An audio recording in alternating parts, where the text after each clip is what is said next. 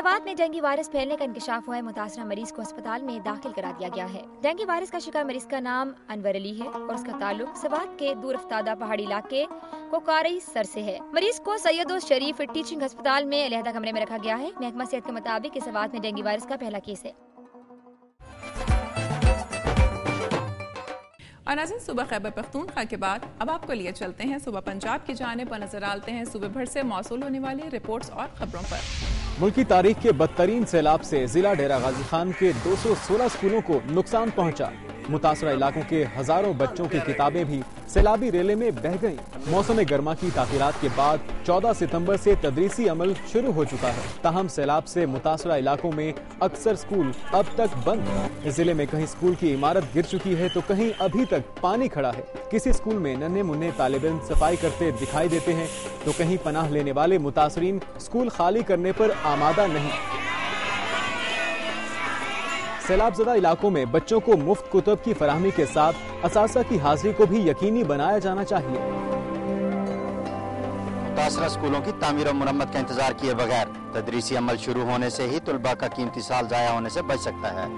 Cameraman امجد امین کے ساتھ Tariq Gurmani, Dunya news, Dera Ghazi Khan. Principal Allama Iqbal medical college doctor Javed Akram کے مطابق صبح 3:30 بجے شوگر کی ایک مریضہ مسز پرویز کو ایمرجنسی میں لایا گیا، جہاں لواحقین کا ڈاکٹر انیکا کے ساتھ جھگڑا ہو گیا۔ انہوں نے 15-20 مسلح افراد بلا لیے جنہوں نے ڈاکٹرز پر تشدد کیا۔ جاوید اکرم نے جہاں اس واقعے کی مذمت کی، وہیں ینگ ڈاکٹرز کی جانب سے ایمرجنسی بند کرنے کے اقدام کو بھی غلط قرار دیا۔ ینگ ڈاکٹرز ایسوسی ایشن کے عہدے داروں کا کہنا ہے کہ مار پیٹ یا بے عزتی برداشت نہیں کی جا سکتی۔ ایسے واقعات کی روک تھام کے لیے سیکیورٹی انتظامات بہتر بنائے جانے چاہیے۔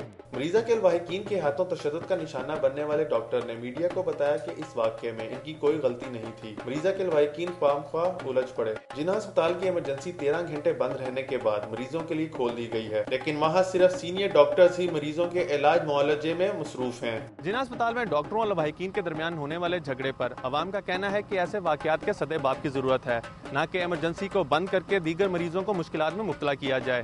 کیمرامین اقبال خان کے ساتھ عمر جاوید، دنیا نیوز، لاہور۔ لاہور میں گزشتہ ہفتے سے لوڈ شیڈنگ کا دورانیہ ایک بار پھر بڑھ گیا ہے۔ بعض علاقوں میں ایک وقت میں 1 گھنٹے کے بجائے مسلسل 2 گھنٹے بجلی نہیں آتی۔ مجموعی طور پہ 8 سے 10 گھنٹے کی لوڈ شیڈنگ کی جا رہی ہے۔ ملتان ریجن میں لوڈ شیڈنگ سے مسلسل اضافے سے پاور لومز کی صنعت سب سے زیادہ متاثر ہوئی ہے۔ ہزاروں محنت کش بے روزگاری کا شکار ہو رہے ہیں۔ کراچی کے مختلف علاقوں میں 6 سے 8 گھنٹے کی لوڈ شیڈنگ کی شکایات ہیں۔ پشاور اور سوات سمیت خیبر پختونخوا کے مختلف علاقوں میں 10 سے 12 گھنٹے کی لوڈ شیڈنگ کی جا رہی ہے، جس سے کاروبار زندگی خصوصاً چھوٹا کاروباری طبقہ بری طرح متاثر ہو رہا ہے۔ وابڈہ حکام کے مطابق بجلی کی طلب 15,000 میگا واٹ سے زائد ہونے سے شارٹ فال 5,000 میگا واٹ ہو گیا ہے۔ تیل اور گیس کی فراہمی مناسب ہونے تک بجلی کی لوڈ شیڈنگ میں کمی نہیں ہو سکے گی۔ پہلے تو موسم اچھا یا خراب ہونے سے لوڈ شیڈنگ کا موڈ بدل جاتا تھا، اب تو گرمی ہو یا سردی لوڈ شیڈنگ کم ہونے کا نام ہی نہیں لیتی، اور دوسری طرف بجلی مہنگی کرنے کا سلسلہ بھی تسلسل کے ساتھ جاری ہے۔ 3 لاکھ آبادی کے لیے صرف 2 پلانٹ ٹی چوک اور پیپلز کالونی میں نصب کیے گئے ہیں، جو شہریوں کی صاف پانی کی ضروریات پوری کرنے کے لیے ناکافی ہیں، جبکہ دونوں واٹر فلٹریشن پلانٹ ضلع انتظامیہ کی عدم توجہ اور غفلت کی وجہ سے ٹوٹ پھوٹ کا شکار ہو رہے ہیں، اور بر وقت فلٹر تبدیل نہ کیے جانے کی وجہ سے شہری خصوصاً بچے گیسٹرو جیسی وبائی بیماریوں میں مبتلا ہو رہے ہیں۔ پانی جڑا ہے جی اتھوں دا پانی ناقص ہو چکا ہے، پانی کا رنگ بھی چینج ہو گیا اور مزید لوگ جڑے نے بیمار ہو رہے ہیں پانی پی کے۔ پانی جو بالکل گندا ہو چکا ہے یہاں پہ، اس میں اسمیل آتی ہے اور پیٹ کی بیماریوں میں مبتلا ہو جاتے ہیں لوگ، اکثر پیٹ میں درد رہتا ہے۔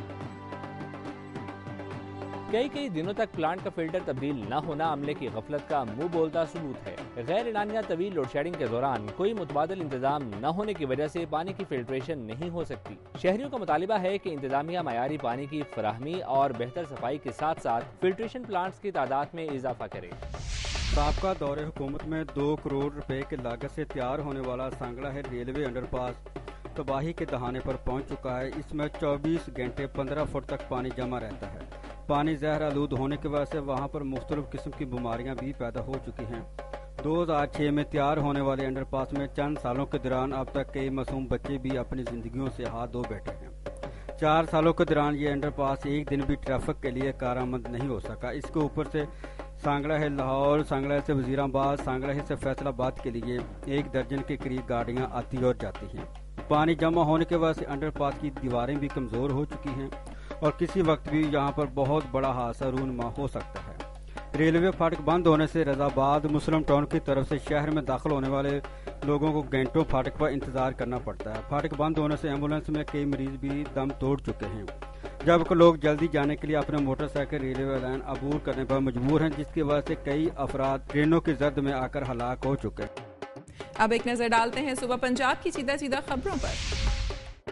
हाफसाबाद पुलिस ने दर्जनों मुकदमात में मतूब खतरनाक बैनुल इजलाई डकैत गैंग के सरगना समेत 46 मुलजिम गिरफ्तार कर लिए।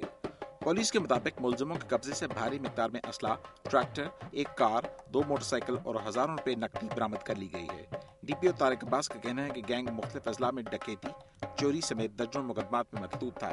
मुलजिम इलाके में दहशत की अलामत बने हुए थे और उनकी गिरफ्तारी पर लोगों ने सुख का सांस लिया है। डीपीओ ने मुलजिमों से बरामद होने वाला सामान मीडिया की मौजूदगी में वर्सा के हवाले कर दिया। हवेली लखा में डॉक्टर आफिया सिद्दीकी को अमरीकी अदालत की तरफ से सजा दिए जाने और बाबरी मस्जिद की राजी को 3 हिस्सों में तकसीम करने के खिलाफ इंटरनेशनल ह्यूमन राइट्स आप जरूर और मरकजी जमात अहले सुन्नत ने रैली निकाली। रैली के शुरका ने प्ले कार्ड्स और बैनर्स उठा रखे थे, जिन पर अमरीकी अदालत और भारत के खिलाफ नारे दर्ज थे। रैली जामा मस्जिद लश्कर दीन वाली से शुरू होकर एक्सचेंज रोड से होती हुई लारी अड्डा पर खत्म हुई। इस मौके पर मुकर्रीरीन ने मुतालबा किया कि पाकिस्तान भारत और अमरीका से अपने सफीरों को वापस बुलाए और अपने सफारती ताल्लुकात खत्म करे। गुजरात में जमीयत अशातुल तौहीदुल निसा ने डॉक्टर आफिया सिद्दीकी की सजा के खिलाफ एहतजाजी रैली निकाली और मुजाहिरा किया। रैली की क़यादत सैयद ज़ियाउल्लाह शाह बुखारी ने की। मुजाहिरीन ने अमरीका के खिलाफ नारेबाजी की और अमरीकी परचम नजर आतिश किया। पुलिस ने कई नाखुशगवार वाक़ये से निमटने के लिए सख्त हिफाजती इंतजाम कर रखे थे। रैली शहर भर का चक्कर लगाने के बाद फवारा चौक पर इख्तिताम पजीर हुई। आईजी पंजाब पुलिस तारिक सलीम डोगर ने कहा है कि सानिया सियालकोट में जस्टिस रिटायर्ड काजिम अली मलिक की रिपोर्ट अपनी जगह, लेकिन इन्वेस्टिगेशन टीम की रिपोर्ट ही हतमी तफ्तीश है। सच झूठ का पता लगाना अदालत का काम है। शेखोपुरा में खुली कचहरी के बाद मीडिया से गुफ्तगू करते हुए उनका ये कहना था कि जनरल तारिक मजीद के दामाद मलिक आमिर अगवाकारों के कब्जे में है और जल्द ही बाजियाब करवा लिया जाएगा। खुली कचहरी में अवाम की तरफ से शिकायत के अंबार लगा दिए हैं, जबकि एसपी ननकाना खुली कचहरी में नींद के मजे लूटते रहे। दूसरी जानिब आईजी शदीद बेचैनी का शिकार रहे, उन्हें 10 से ज़ायद फोन अलहदगी में जाकर सुनना पड़े। मेरी धरती मेरी दुनिया में यहाँ वक्त हुआ एक ब्रेक का, जिसके बाद आप देख सकेंगे। Core commander Multan lieutenant general Shafqat Ahmad ने MNA मौजम जतोई के हमरा सैलाब से मुतासरा पाक फौज की तरफ से बहाल करदा जतोई के 10 गुड़ों को फतह कर दिया।